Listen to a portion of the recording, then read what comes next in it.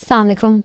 आज हमारा पहला चैप्टर है जिसमें हम बेसिक डेफिनेशंस को डिफाइन करेंगे और उसको समझेंगे, क्योंकि बाकी चैप्टर्स के अंदर ना इन डेफिनेशंस को अक्सर इस्तेमाल किया जाता है, तो वो सारा टॉपिक हमें समझ आ सकते जब हम ये डेफिनेशंस को देख रहे हैं। तो सबसे पहले हमारी डेफिनेशन आते हैं इन्वायरमेंट। इन्वायरमेंट हम उसको कहते हैं जो हमारे सराउंडिंग की चीज़ें हों, और जहाँ पे लिविंग और नॉन लिविंग चीज़ें जो कि बायोटिक फैक्टर में आ जाते हैं, क्योंकि बायोटिक एक खुद ही टर्मिनोलॉजी है, और एबायोटिक में हम हमारे आते हैं नॉन लिविंग थिंग्स। तो ये जहाँ हम इंटरेक्ट कर रहे होते हैं, हम उसको भी हम इन्वायरमेंट कहते हैं। उसके साथ ही एक इकोसिस्टम की डिफाइन एक सिस्टम भी सेम ही है, लेकिन जहाँ पे लिविंग और नॉन लिविंग थिंग्स इंटरेक्ट कर रही होती है उस हिस्से को हम इकोसिस्टम कहते हैं, और हम उसको स्पेसिफिक नाम दे देते हैं, like lake ecosystem, river ecosystem. लेकिन ये सारे हमारे आ जाते हैं इन्वायरमेंट के अंदर। लेकिन अगर हम उसको मतलब स्पेसिफिकली हम इन्वायरमेंट बयान करें, एक्सप्लेन करें कि ये कौन सा इन्वायरमेंट है, हम उसको हम इकोसिस्टम में ले आते हैं। लाइक लेक इन्वायरमेंट हम नहीं कहते, हम लेक इकोसिस्टम कहते हैं। ग्रासलैंड इकोसिस्टम कहते हैं, हम उसको इन्वायरमेंट नहीं कहते।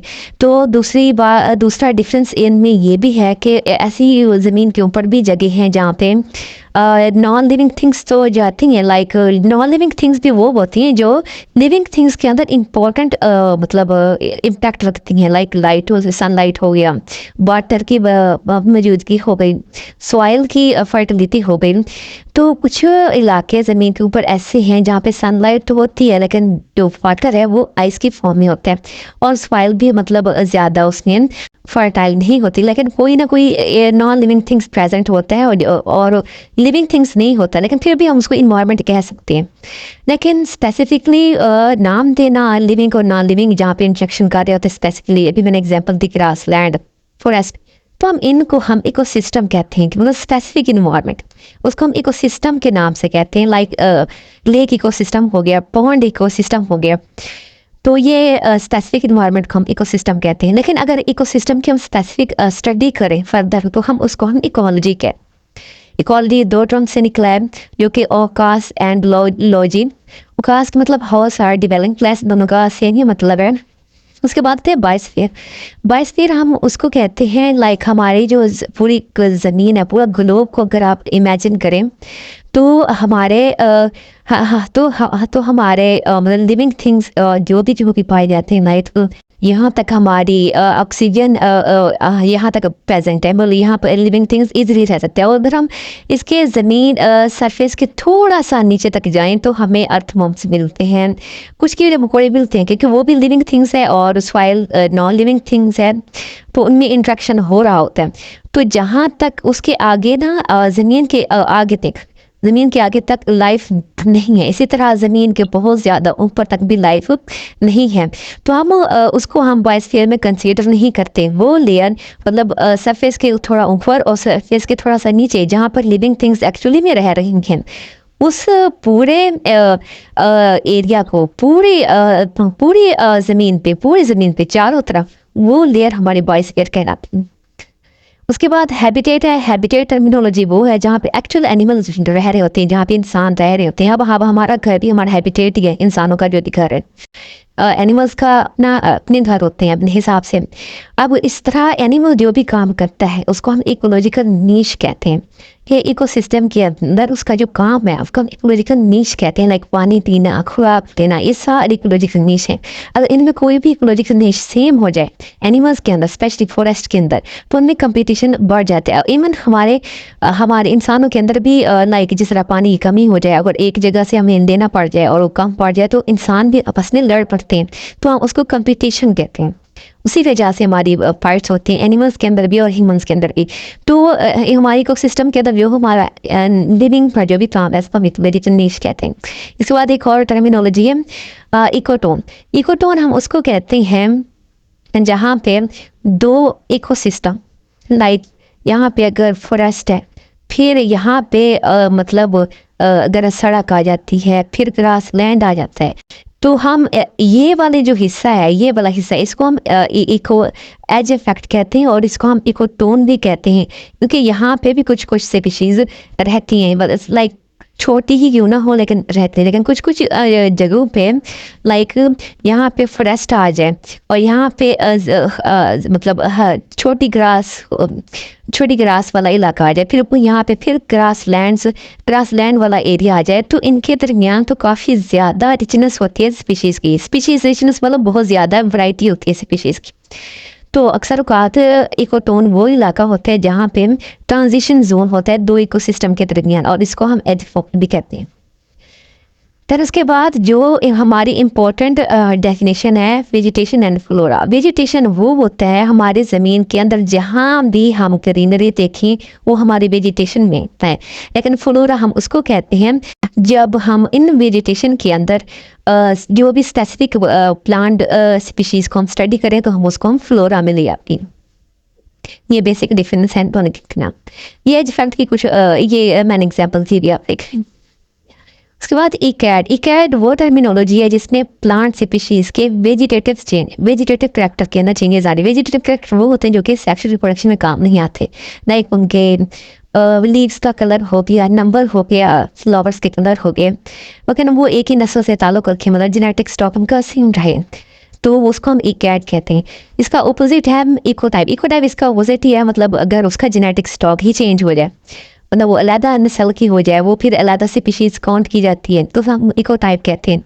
इस तरह अगर हम इंसानों में मैं एग्जांपल दूँ इकैड की जिस तरह अफ्रीकन पीपल ब्लैक होते हैं, यूरोपियन पीपल वाइट होते हैं, एशियन का मिक्स होते हैं, तो ये हमारा मतलब हम है तो होमोसेपियन, हमारा जेनेटिक स्टॉक सेम है, लेकिन हम हमारे जो वेजिटेटिव स्ट्रक्चर है तो ये हमारे चेंज हो जाता है, उसको इकैड कहते हैं। अब इकोटाइप में वो भी सेम जरिए अगर ह्यूमन की एग्जांपल दें कि कुछ लोग मार्स पे चले गए हो, 10 साल के बाद अगर हम उनको देखें तो उनका तो मतलब जेनेटिक स्टॉक भी चेंज हुआ पड़ा होगा, वो नहीं अडॉप्ट कर सकते आपको, तो उसको हम इकोटाइप में ले आते हैं। उसके बाद डीप इकोलॉजी हम उसको कहते हैं जिसमें हम जानदारों को उसके इन्वायरमेंट की वैल्यू के हिसाब से स्टडी करें, ना कि ह्यूमन यूज से, मतलब ये स्टार्स लेकर एंड तक उसको हम इन्वायरमेंट के ही वैल्यू के परस्पेक्टिव से स्टडी करें, तो हम उसको डीप इकोलॉजी कहते हैं। लाइक एग्जाम ट्री प्लांट करते हैं, मैन मेड फॉरेस्ट बनाते हैं, तो वो डीप इकोलॉजी की बनाते हैं। इकोलॉजिकल इक्विवेलेंट वो होते हैं जिनका इकोलॉजिकल काम एक हो, इकोलॉजिकल नीश एक हो। लाइक जिस तरह ऑस्ट्रेलिया में कैंगरू रहते हैं और बाइसन नॉर्थ अमेरिका में रहते हैं। ऑस्ट्रेलिया और मतलब नॉर्थ अमेरिका काफ़ी एक दूसरे से बहुत ही दूर हैं, और ये जो दोनों और डिफरेंट स्पीशीज़ हैं, लेकिन इनका इकोलॉजिकल काम एक जैसे ही है, तो हम इसको इकोलॉजिकल इक्विवेलेंट में ले आते हैं। कैरेक्टर डिस्प्लेसमेंट वो होता है जिसमें उसकी कैरेक्टर चेंज हो जाए। लाइक ये आपने चार्ल्स डार्विन की एग्जांपल देखी होगी कि एक ही ट्री होता है, उसके मतलब डिफरेंट पार्ट पे ना एक ही नस्ल की स्पीशीज़ के जब नंबर बढ़ जाते हैं तो वो डिफरेंट हिस्सों में रहने लगते हैं। डिफरेंट हिस्सों में रहने के बाद उनके अंदर कंपटीशन भी होता है, क्योंकि इनकी फूड एक होती है, तो वो इस तरह करते हैं कि थोड़ा सा मतलब ये जो बड़ी चोंच वाली जो होती हैं स्पैरोज, ये बड़े ग्रीन बड़े बड़े दानों वाले खुराक खाती हैं, फिर ये इससे मीडियम वाला, फिर ये इससे फिर इससे और छोटा, फिर इससे और छोटा। तो ये जो इनकी बीक साइज के अंदर चेंज आया है, तो इसको हम कहते हैं कैरेक्टर डिस्प्लेसमेंट।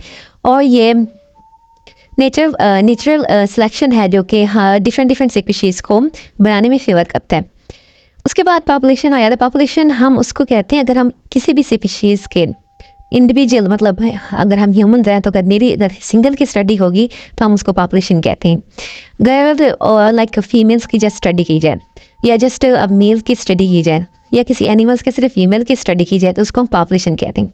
उसके बाद अगर हम स्पीशीज़ की अगर तरफ आएँ तो स्पीशीज़ में मतलब दो ही पेयर की स्टडी की जाएगी, स्पीशीज़ के दोनों इंडिविजुअल जो कि इसमें इंटरप्रेट ना सकें, सेक्सुअली प्रोड्यूस कर सकें और उसकी उनकी विलादत में फर्दर सेक्सुअली प्रोड्यूस कर सकें। उसके बाद कम्युनिटी आता है। कम्युनिटी में मतलब एक ख़ास जगह अक्सर औकात PPSC में MCQs आया जाता है कि यूनिवर्सिटी जो है वो किस मतलब टर्मिनोलॉजी में आता है, पॉपुलेशन में आता है, स्पीशीज़ में आता है, कम्युनिटी में आता है या बायोस्फीयर में आता है, तो वो कम्युनिटी में आता है क्योंकि वो ख़ास टाइम के लिए वहाँ पे हम ह्यूमंस भी होते हैं, प्लांट्स भी होते हैं, तो दो से ज़्यादा स्पीशीज़ हो जाती हैं एक ही जगह पे, तो हम उसको हम कम्युनिटी कहते हैं।